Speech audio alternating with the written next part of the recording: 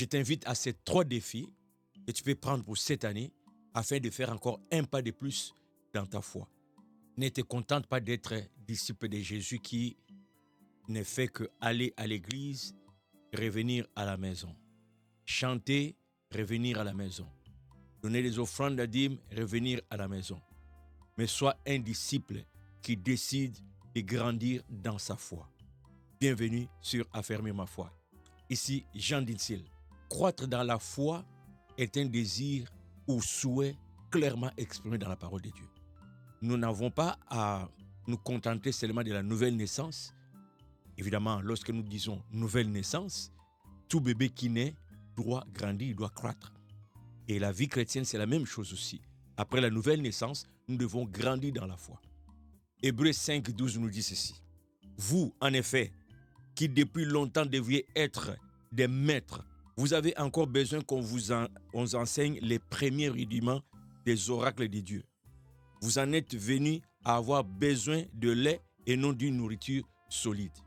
Bien-aimés dans le Seigneur, chaque année, parmi les résolutions que nous prenons en tant que disciples de Jésus-Christ, il faut aussi prendre la résolution de croître dans la connaissance de la parole de Dieu. En ce mois de janvier, je te donne ces 3 défis. Si tu les fais, je suis convaincu qu'au bout de 12 mois, tu vas constater un progrès dans ta vie spirituelle. Défi numéro 1. Décide de toujours vérifier les Écritures après les cultes. Ne sois pas là juste à écouter, répondre Amen, applaudir et sortir, dire aux gens qui n'étaient pas à l'église, « Ah, aujourd'hui on a eu un bon culte. » Prends des notes lorsque le prédicateur prêche. Reviens à la maison, donne-toi un temps. Si ce n'est pas ce dimanche-là, durant la semaine, va vérifier les Écritures. Va vérifier les Écritures pour t'assurer que ce que tu as entendu est réellement ça dans les Écritures. Parce que chaque prédicateur peut prendre un angle sur un texte. L'essentiel, c'est que peu importe l'angle qu'il prend, que ça puisse avoir du sens dans l'ensemble de la parole de Dieu. Que ce ne soit pas seulement sa vision, mais que ce soit vraiment ça, la pensée de Dieu. Parce que c'est ce que nous allons appliquer dans notre vie. En passant, j'ai une formation intitulée « Comment suivre une prédication ». Si ça t'intéresse, laisse-moi ton email, ton courriel, et lorsque cette formation sera prête, j'entrerai en contact avec toi. Prends ce défi de dire, chaque prédication, quand je rentre chez moi, je dois vérifier les Écritures. Comme les Juifs de Béret, ils vérifiaient les Écritures pour voir si ce qu'on leur enseignait était exact. Parce que la Bible nous dit que la foi vient de ce qu'on entend et ce qu'on entend vient de la parole de Dieu.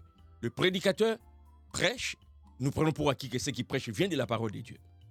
Si tu restes juste au niveau « Ah oui, je lui fais confiance, ce qu'il a dit, c'est biblique », les jours où il va dévier, les jours où il va amener une fausse doctrine, tu ne te rendras pas compte. C'est pourquoi maintenant que la Bible est disponible et que nous avons l'accès, il n'y a pas de raison de ne pas vérifier les Écritures.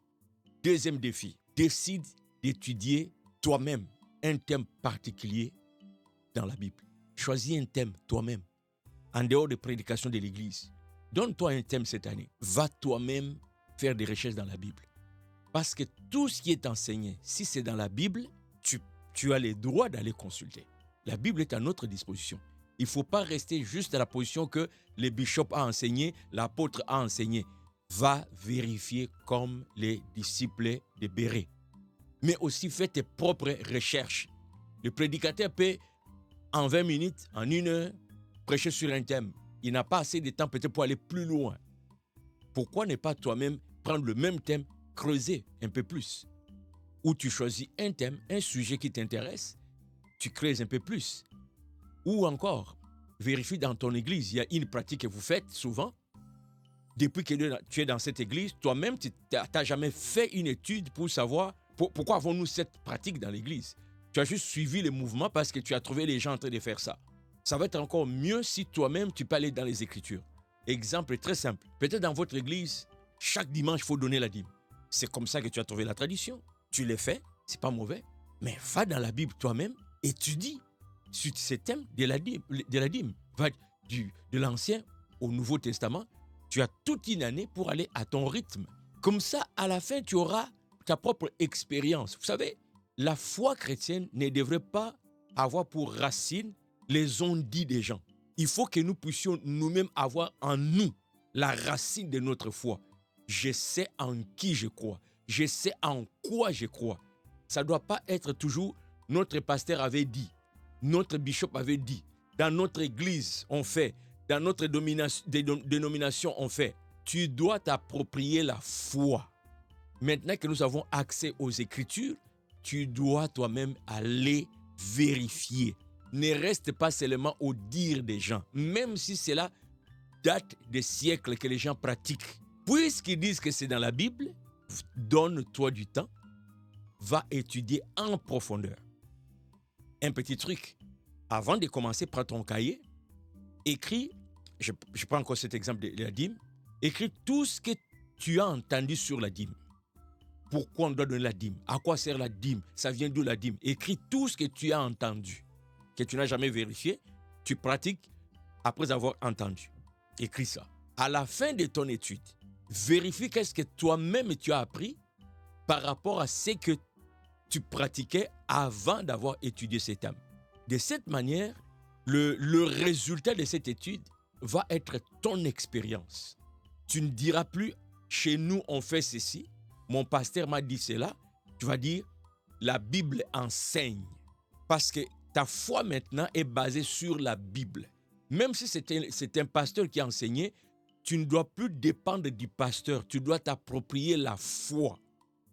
Et pour t'approprier la foi, il faut que tu aies toi-même dans les Écritures vérifié les Écritures. Donc, deuxième défi, c'est celui-là. Choisis un thème, va étudier toi-même. Fais des recherches, prends toute l'année, fais des recherches. Pose des questions auprès de ton pasteur, auprès des frères à l'église. Parle-en avec des frères d'autres églises. Va sur Internet, cherche des livres. Fais vraiment un travail de recherche, tout en priant, bien entendu, en demandant au Saint-Esprit de t'aider pour que ce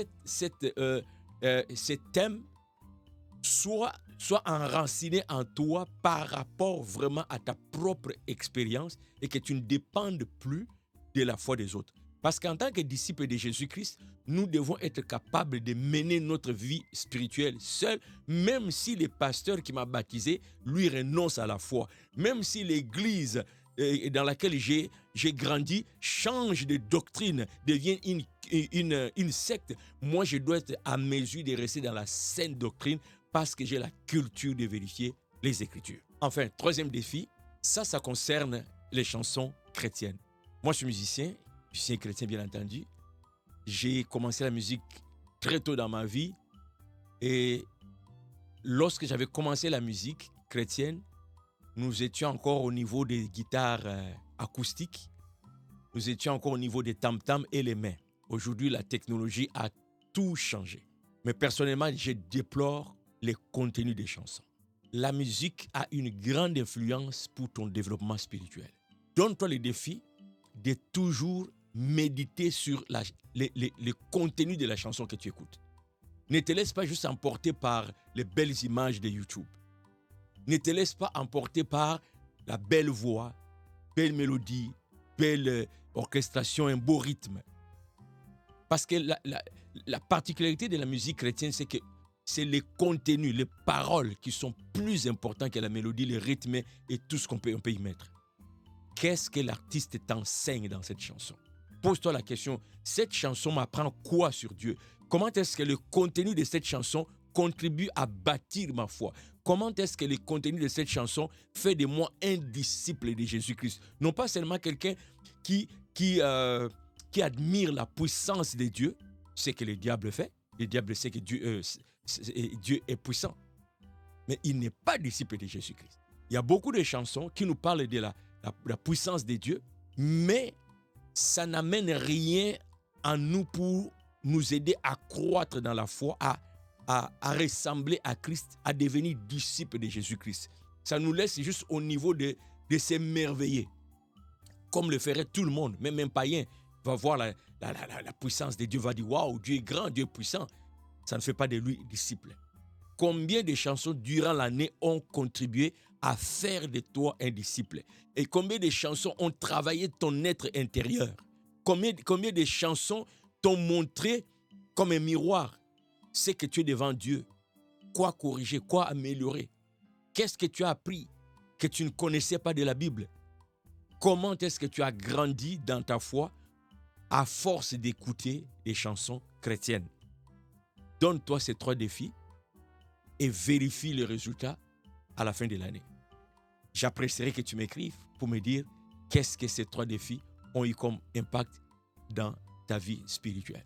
Mon souci, mon frère, ma soeur, c'est que tu sois un disciple affermi. À la prochaine.